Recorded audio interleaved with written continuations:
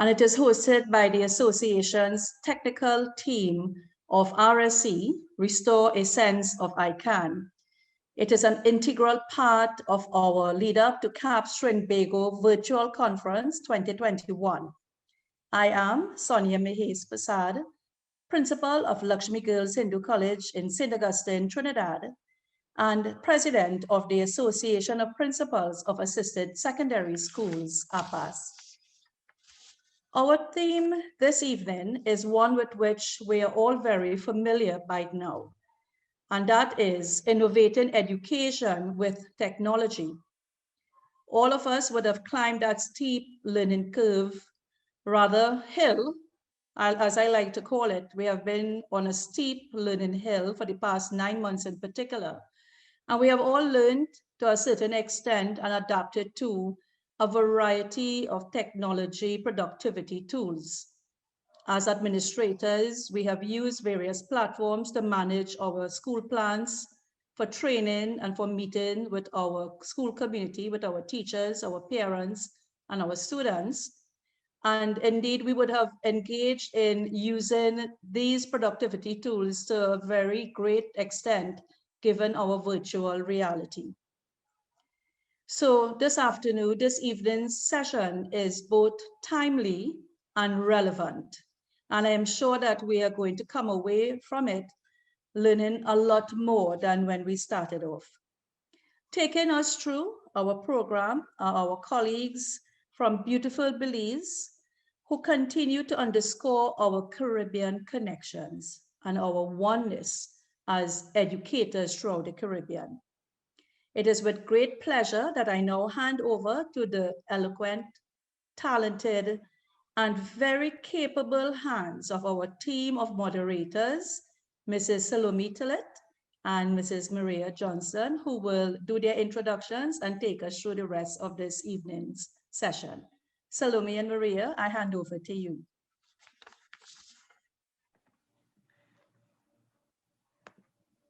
Thank you, Sonia.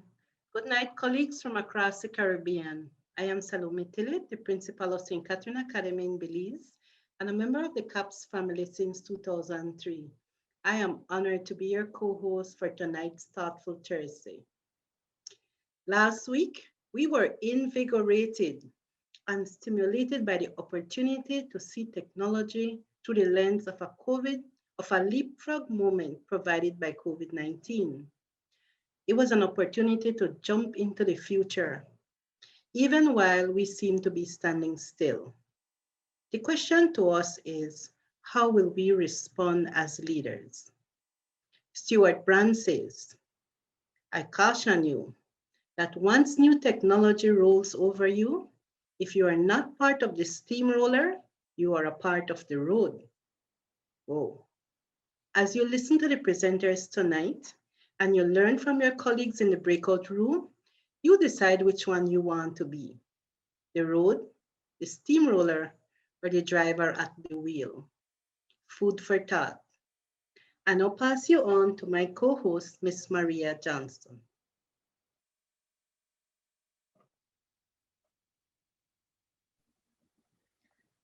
Thank you. Thank you, Ms. Tillet. That's a lot that you just said. It is indeed deep and it is food for thought. I am Maria Johnston, and this afternoon, once more, I am more than honored to be assisting with the moderation this afternoon. I am going to inform you that shortly we will be engaging in our first activity. And the first activity for this afternoon is for us to once more be in our breakout rooms. And again, as we do that, there is one question, and I'm pretty sure what Ms. Tillet said earlier is still lingering in your head. Who do we want to be? The question for today's breakout session is, share one technology-based innovative best practice you currently use or would like to use in your school. We have 10 minutes to do this. And as we did last week, let us not be shy. Let us all connect, continue to connect and share the best practices that we have, the ones that we currently use, the ones that we would like to see in our schools. Now, RSC is going to break us out randomly into our groups. Don't be shy. Okay. Are we all back? So thank you, colleagues. Thank you, colleagues, for your sharing in the breakout room. It was wonderful. And we see teachers as the great heroes of all the learning that has been taking place so quickly. With that, then, I will turn you over to Miss Maria. Thank you very much. There was a lot of discussion. Time flies when you're having fun. We were discussing in that room. And I am pretty sure that the persons within the groups got an opportunity to learn from the others. Now we're going to move on to the next segment. And the next segment is the presidential thought. Those of us who have been attending this know that we do have presidential thoughts, and today it comes from Mr. Dominique Jeremiah. He is the principal of Presentation Brothers College, Grenada. He has served in this administrative capacity since 2001 to now. He is the president of the Grenada Association of Principals. He is one of Grenada's representatives on CXC Council, but he has also served on SEC. Mr. Jeremiah has served the credit union movement and cultural and sporting organizations in Grenada. He is also a member of the Steel Band. He has his master's degree in canon law from Catholic University of America, Washington, D.C. He has completed several postgraduate certificates and programs in educational leadership and management. He was honored by the former Catholic Bishop of Grenada and by the former Governor General of Grenada for his contribution to the education of young men. He's happily married to Mrs. Jennifer, and together they have 5 sons and 2 daughters. He continues to be actively involved not only in education, but in his church and in his local community. We look forward with much anticipation your presidential thoughts for today.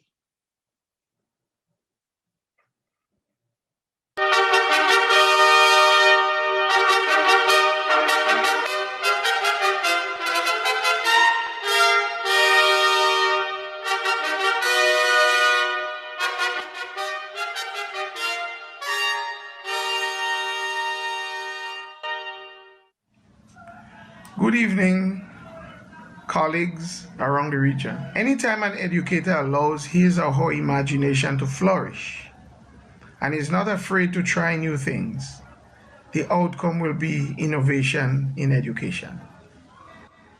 It doesn't necessarily mean that every time a new idea or thing is tried, it will succeed. However, there is tremendous delight when a new idea or thought or thing is tried and it succeeds. We, as educators, must have the right attitude, creative intention, and the tenacity to just try a new idea. The goal or outcome is always about how to make the teaching and learning process more interesting, more accessible, and more equitable for all our children. It must have been a revelatory moment when the first teacher saw the potential in slates and introduced them to the teaching and learning process. The teacher realized that you could make a scratch on that material and it was legible, and for the first time was able to use it to teach the alphabet, words, and even sentences. The word spread, and in very quick time, the teaching slate was customized and marketed for sale for use in schools around the world. This was considered to be a great innovation, and generation of children benefited from its use. Chalk became a prized commodity when it was discovered to be useful in the classroom. Someone experimented writing with it against a black and a green surface. The result was life-changing. The teacher concluded that if you place a large black or green board in front of a class and use newly manufactured chalk with a flat edge to write on these surfaces, you could use it to help children learn. These boards have since been built and placed in all schools, colleges, and universities everywhere.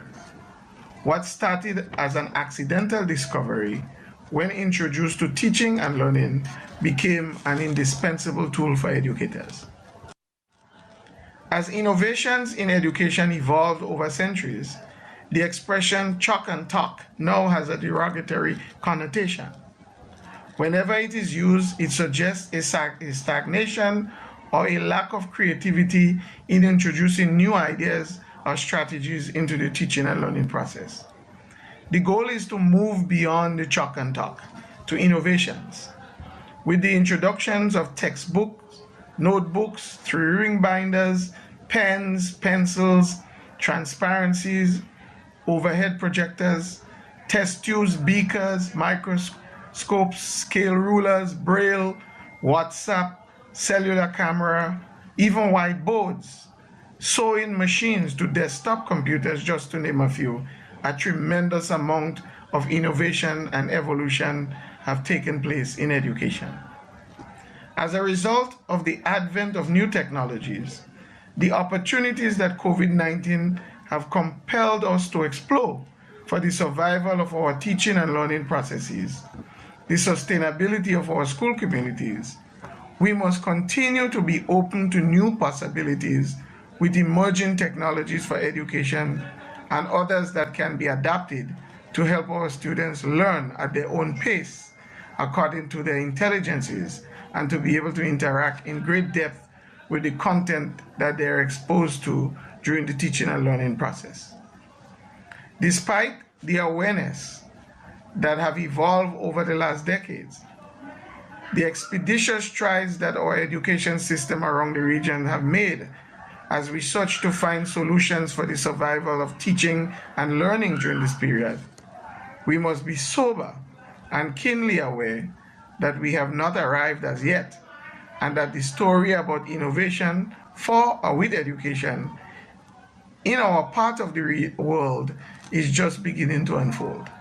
Therefore, the onus is on us, administrators, teachers, and partners in education, to do all within our power to create the enabling environment, to be open-minded to new innovations, to see the development of the human capacity and the integrated use of technology as a priority for the sustainability and competitiveness of our education system for the rest of this decade and beyond. Innovating technology with education must animate us and ought to become part of our policy agenda for the entire CARICOM region. I thank you.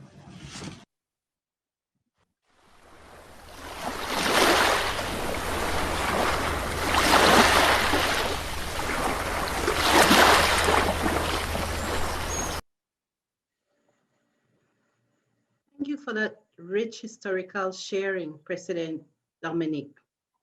Whoa, we have evolved.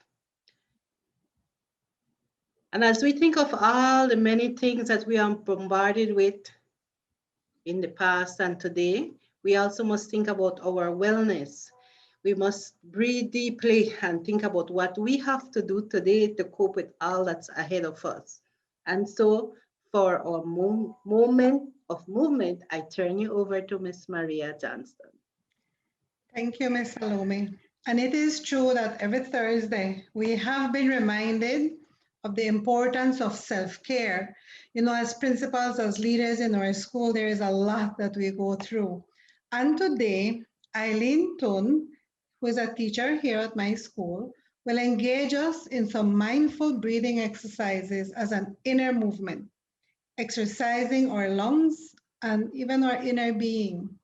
Eileen is the guidance counselor. She obtained her bachelor's degree in psychology from the Carl Rogers Institute with a concentration in humanistic, holistic, and systematic approach. Ms. Stone enjoys meditation, yoga, music, and throwing a couple of mentees in there. She enjoys that. And she believes that she is a believer of holistic wellness. I'm pretty sure many of us in this group also are.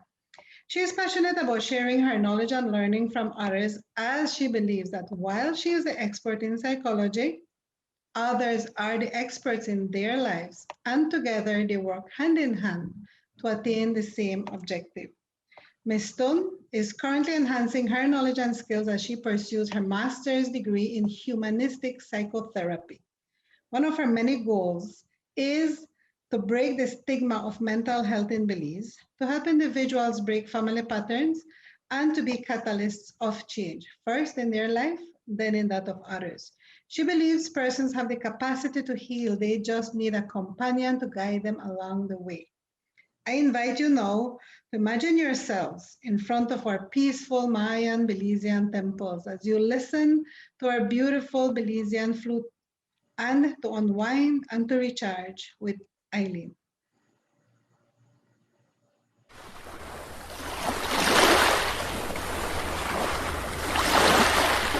I want to invite you to take a comfortable position, somewhere you feel comfortable and at ease. You can be sitting down, lying down, standing up, anything that makes you feel comfortable. And as you find this comfortable place, take a deep breath. Inhale through your nose, and when you're inhaling, inflate your belly, all right, your diaphragm. Inhale and inflate like a balloon. So inhale through your nose, inflate, hold the air for 3 seconds. 1, 2, 3, exhale through your mouth. Perfect. Inhale through your nose, exhale through your mouth. Wonderful. And with every breath you take, slowly start feeling how your body starts to relax. You start getting lighter, lighter, and lighter, safely and automatically. With every breath you take, slowly start feeling how your eyes get heavy. And I invite you to close them slowly, gradually, and safely. Inhale through your nose.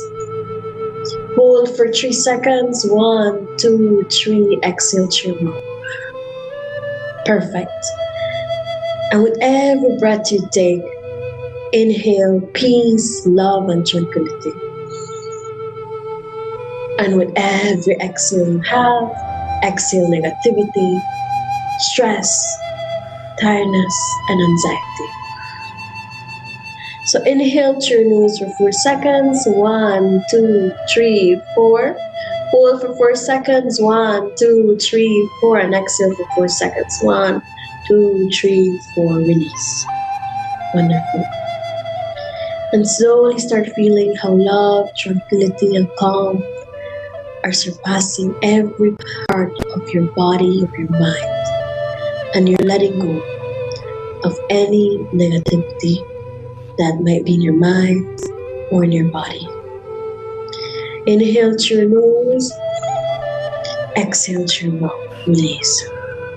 Wonderful. And slowly start feeling the warmth of your body, the calmness, And start moving your hands, your feet, and shake your hands like if you had pom-poms in them. Shake them, shake them, shake them, and release all the tension. Now hold on to your chest and think to yourself, I am enough, I am worthy, and I am loved, and I am calm. One last deep breath into your nose, out to your mouth, release. And slowly start opening your eyes, blinking, blinking, blinking, moving your head side to side, 360, and you're here and now. Thank you for joining me today.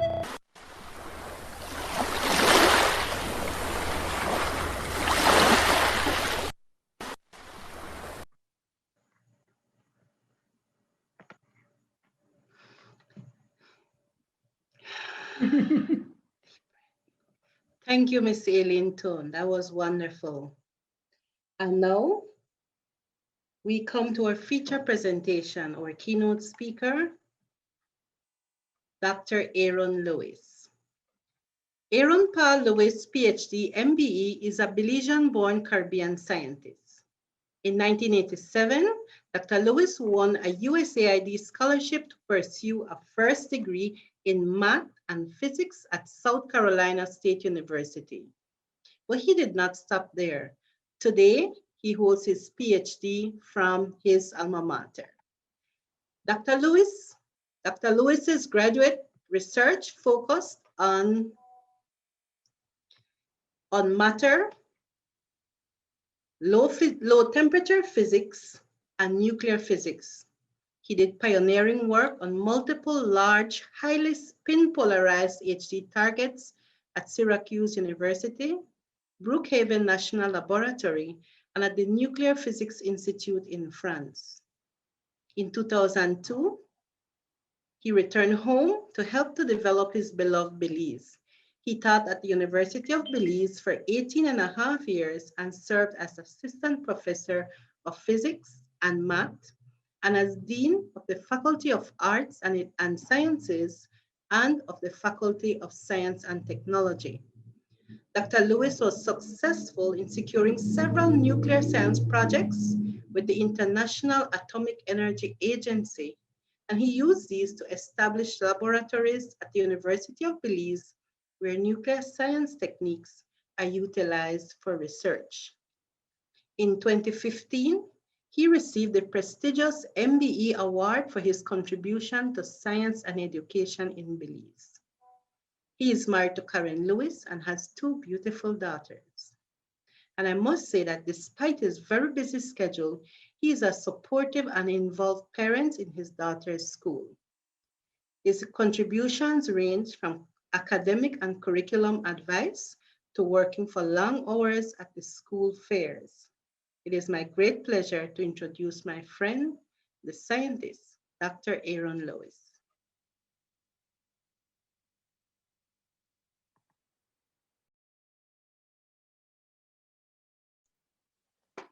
Thanks very much for that introduction, Mr. Tillet, and great seeing you.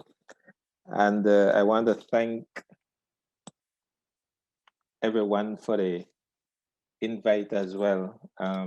Are you able to see my screen, Mr. Tillet? Yes, we can. Yes, yes, Dr. Lewis. Okay, wonderful. So we're going to discuss innovating education with technology this evening. And I have deliberately put my own spin on it.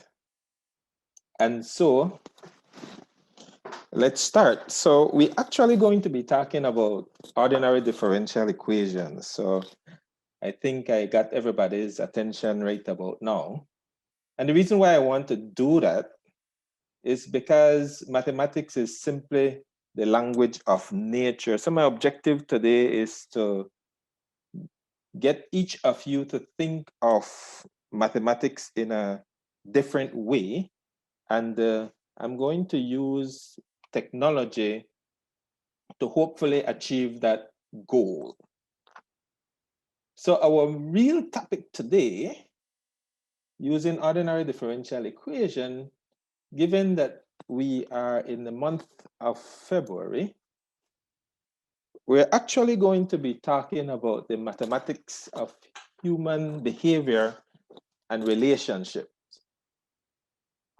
And particularly, I'm going to choose love. So I would like each one of you to think of all the various relationships that you currently have, right? We have relationship with our family members, with our co-workers. We even have relationship with ourselves. And each one of these relationships are unique in their own right. So I want you to think about these relationships and the state of these relationships. And I'm going to try and use mathematics to hopefully explain to you the state of those relationships and give you a deeper understanding.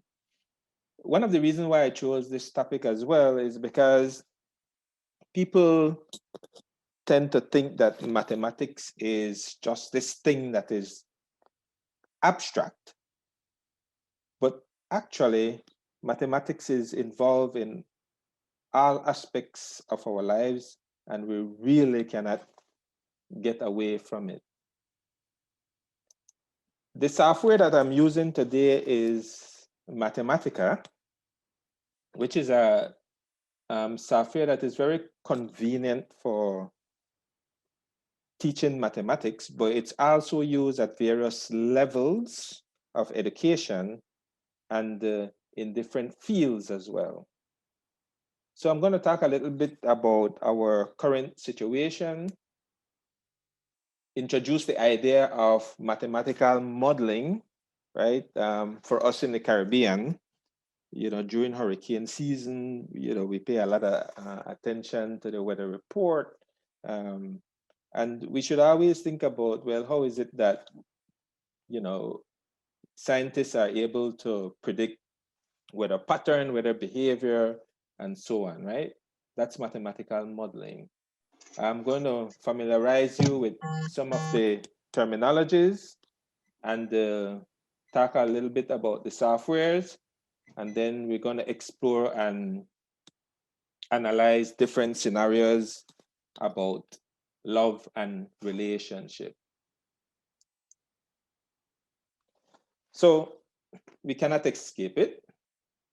We're in a pandemic, and the pandemic has put tremendous burden on our education systems around the world. And so we have to look at our curriculum, our methodologies, and try to be adaptable so that we're still able to educate our students in a meaningful way. And this is where the role of technology comes in, right? Because it assists us to promote learning in an innovative way, right? You want your students to have a rich experience, a vibrant experience. And so the power of technology is to enhance instruction and to revolutionize the learning experience. And what I always try to do is, hopefully in the end, I want to transform the learner into a confident practitioner. In other words, I teach a particular subject. There are certain concepts that we must address. And my goal is to get the learner to the point that they start to embrace these concepts and start to feel comfortable about applying them.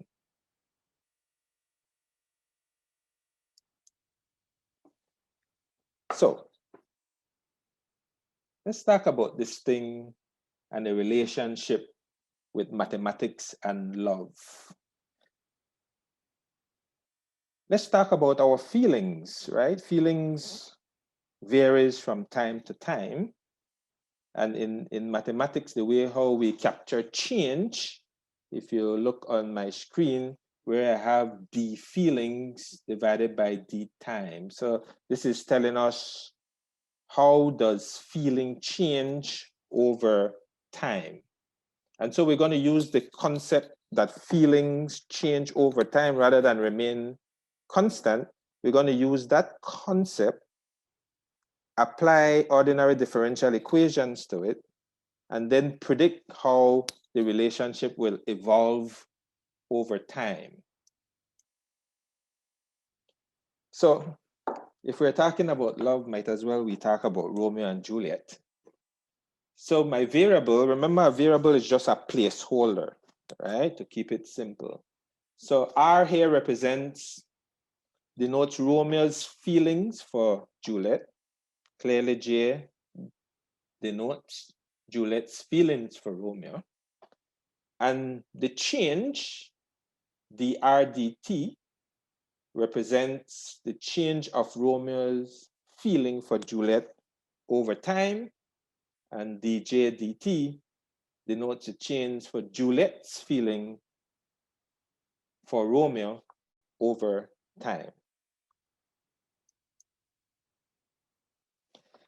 So whenever you use technology, you have to rethink the sequence in which you approach a particular concept. Traditionally, we would introduce the topic and then focus on manipulation and calculation techniques. And then we hope that by the end, that students would embrace the concepts, that they would understand the concept, that they would be able to apply the concepts. When you use technology, you have to think carefully when you're designing what it is that you want to deliver.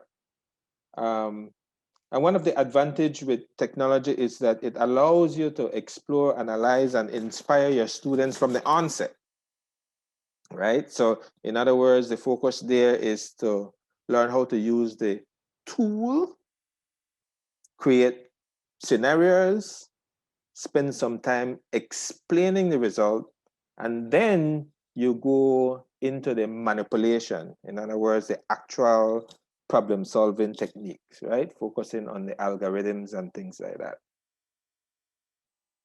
So the concept then is shifting the emphasis on conceptual development, right? We use technology as a working tool in the initial phase, and then this leads to exploring and mastering of the concept in the end.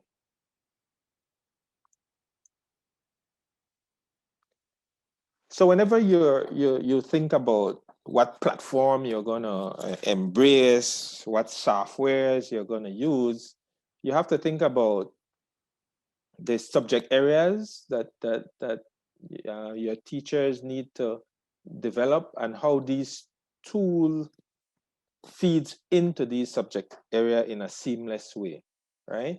So one of the reasons I use Mathematica as opposed to PowerPoint as an example is that with Mathematica, I can do calculations on the fly, right?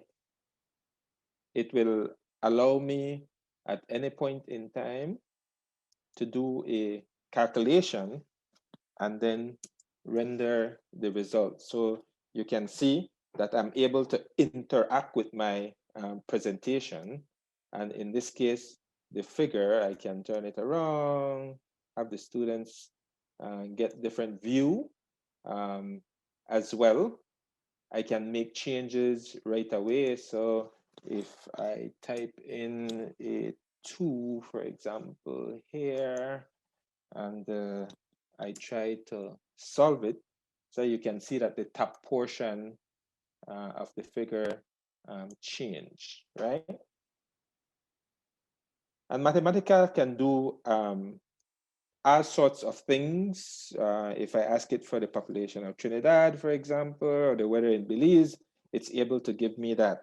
And so it is a way, for example, to use live data, real data in the teaching, within the teaching learning process.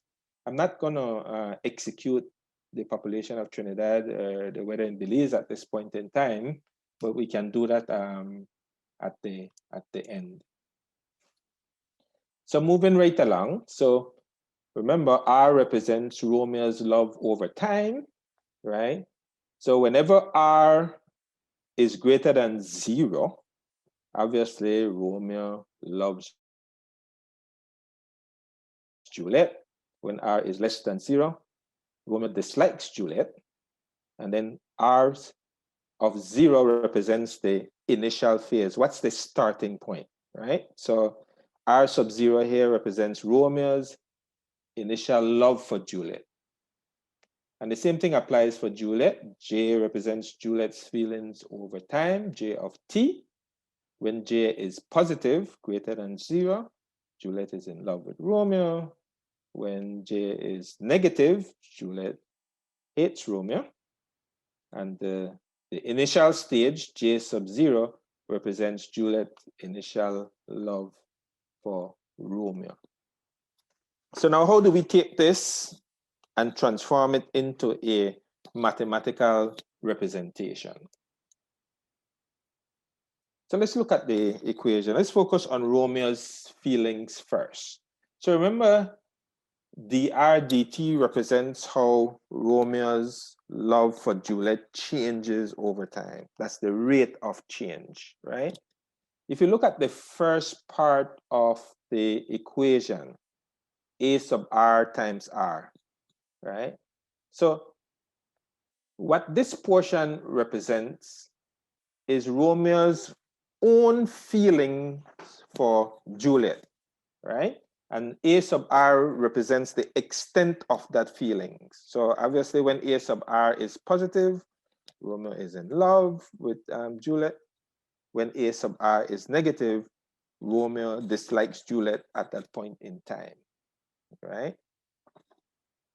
We all know that when it comes to love, it has to be reciprocated, right? The second part of the equation, this P sub R times J, represents Romeo's perception of Juliet's love for him, right? And these two things, these two terms, influences the rate of change of Romeo's love for Juliet over time. The same thing applies here for Juliet. The way her love for Romeo changes involves her own feelings for Romeo, plus her perceptions of Romeo's feelings for her. All right? So I hope everyone is able to follow at this time. Now, ordinarily, this is a simple simultaneous equation. You have two unknown variables, R and J.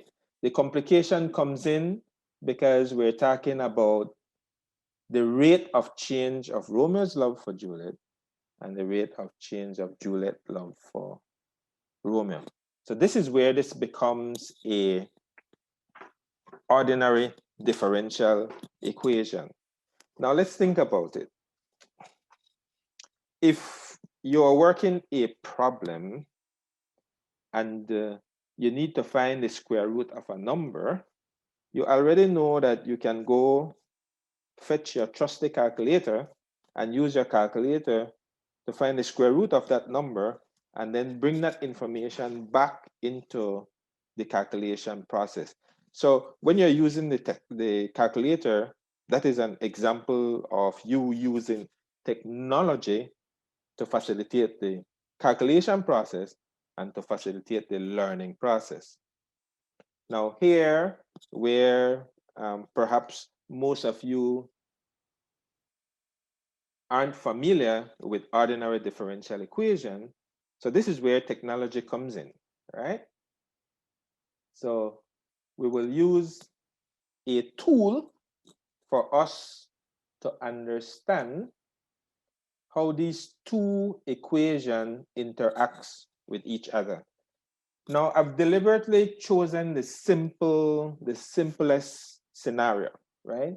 because keep in mind that if Romeo and Juliet, for example, has a baby, then there's a third term that is added on, right? We're not factoring outside influences that comes in varying forms, right? We are not factoring those at all, where you have some third party involvement. Here, we're just simply thinking about Romeo and Juliet's interaction with each other, their love for each other, and the perception of their love for the other person, right? So we're keeping it simple. So let's look at various scenarios, right? So I'm going to teach you how to start to do the interpretation. So remember now, A sub R is an indication of how much Romeo loves Juliet at the point in time, and P sub R is his perception, right? So if we go back and look at the first example, where A sub R is 2, P sub R is 1.9, A sub J is -2, and P sub J is 0.7. What is this saying? If you look at A sub R, which is 2, it's saying that Romeo is in love with Juliet. But if you look at A sub J, Juliet is not there yet, right? She doesn't like Romeo at this point in time, right? Because A sub J is negative, right? In spite of that, Romeo is so much in love with Juliet that his perception of Juliet's love for him is positive, right? So you can see that it is 1.9, right? Now remember, Romeo is totally in love with Juliet. His number is 2, but Juliet's perception of Romeo's love for her at this point in time is only 0.7, right? But it's a positive indication nonetheless. So we want to get an idea, how will this play out in the future if the starting point in the beginning, Romeo didn't really like Juliet or was playing hard to get, but Juliet was totally in love with him, and maybe this explains her current numbers right now of -0.2 and 0.7. So if I pull up the tool, so this is now where we use technology now to be able to visualize how this relationship under these parameters will transpire over time. So I'm using blue for Romeo and pink, purple for Juliet. You can see that it takes a while for this relationship to build up. Eventually, in the end, you can see that their love for each other grows in a positive direction. And you can see that Romeo is in love with Juliet more than she is in love with him. But the important thing here is that in the end, they move in a positive direction. This diagram in the bottom gives you an indication of their love for each other at the same time, right? So here we are in the first quadrant, right? And in this quadrant, you can see that Juliet's love and Romeo's love, they're positive, right? So in other words, whenever the graph is in this section, they are totally in love with each other, right? So this is a positive result, because over time you can see that their love for each other continues to grow, although in the initial instance, it lingered, right? So that was the first scenario. Let's look at the second scenario, where now both Romeo and Juliet started off with being in love with each other, right? You can see at time 0 in the beginning, Romeo's love is 1, Juliet's love is 1. All right. So here, Romeo at this point in time isn't really doing a lot, right? Juliet, however, is in love with Romeo. Romeo is doing the opposite thing. Perhaps the good news here is that the perception of his love for Juliet, which is 1, is more than what Juliet is willing to put out at this point in time, right? Juliet here is being careful, right? Who blames her when in fact Romeo is barely putting out anything. In fact, he is in the range where he sort of dislike her for whatever reason at this point in time. Because of that, you can see Juliet's perception. Juliet's perception is minus 1.9, which is supposed to be significant, right? So we want to see how this relationship is going to play out over time. So if we put minus 6, and then this here would be 1, over here is 0.6, and then minus 1.9. And remember, both of them started off the same way. Here we go. Now this is problem, right? Because this is an oscillating situation. This relationship is tumultuous, and it goes on like that forever, right? If you look at the diagram here, we have an ellipse. It's an closed ellipse. You can see that when they're in this quadrant, Romeo and Juliet, they're in love with each other. Over here, Juliet is in love, but Romeo isn't. Here, both of them, they're not in love with each other. They hate each other right here in this quadrant. Here, R is positive. Romeo is in love with Juliet. Here, J is negative. Juliet dislikes Romeo. I suppose if you want to extract something positive out of this, I suppose you can say that a quarter of the time, they're in love with each other. All right? But you can see, based on this current situation, you can see how the relationship plays out in the future. So think about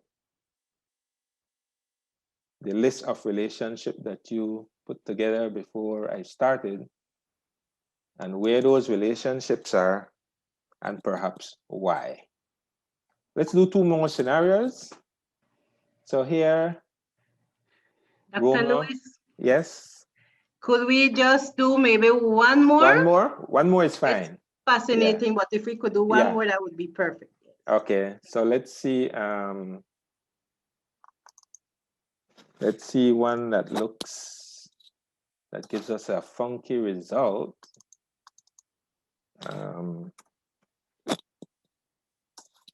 And then discuss why. All right, so let's interpret this one. Romeo, again, he's being lazy. He's not putting out much.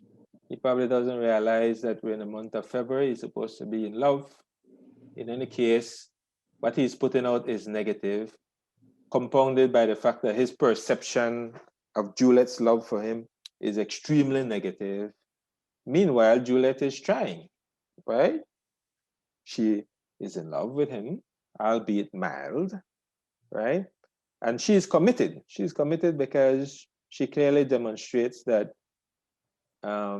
her perception of Romeo's love for her is positive, right?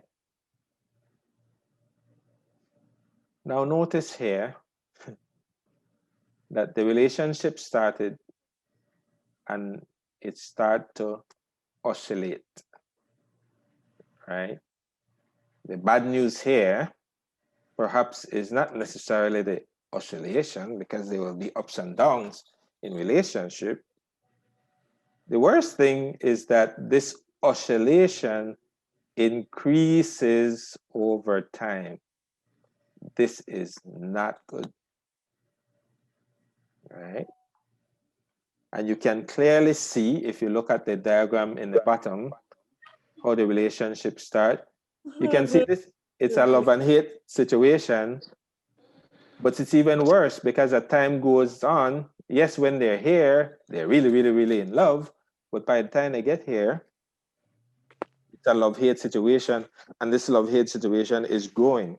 So clearly, this is not a stable, wouldn't be a stable relationship in the end. So you can see the power of technology. It allows us to explore scenarios, and you can see the role that mathematics play in various aspects of our life, right? Here, we took the situation of relationship. We use mathematics to try and understand how relationship plays out over time, right? As principal, you have a relationship with your teachers, and this is a very difficult time, and your task at hand is challenging because you have to convince your teachers to embrace technology, even if they're not ready for it, because of the nature of our current lives around the world. But for this to be successful, your teachers must be willing to learn new things along the way, and they have to be flexible to adjust the way that they teach and how they deliver the content from the traditional way to where you are forced to embrace technology at this point in time. I hope this was informative and it gives you an insight of mathematics. Perhaps you realize that God is a mathematician and a physicist at the same time. And he knows why he designed love the way he did, whereby it has to be reciprocated, right? And you can see for there to be any change, it requires other aspects of life, right? Where you have to demonstrate that you're caring towards the other person, you're responsive to the other person's needs, you're respectful of the other person, so that these numbers can change, right? Because if these numbers don't change, then the relationship remains as is. Thank you very much.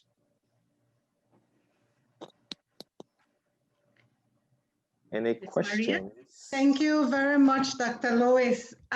Tonight, we haven't seen the chat so super active.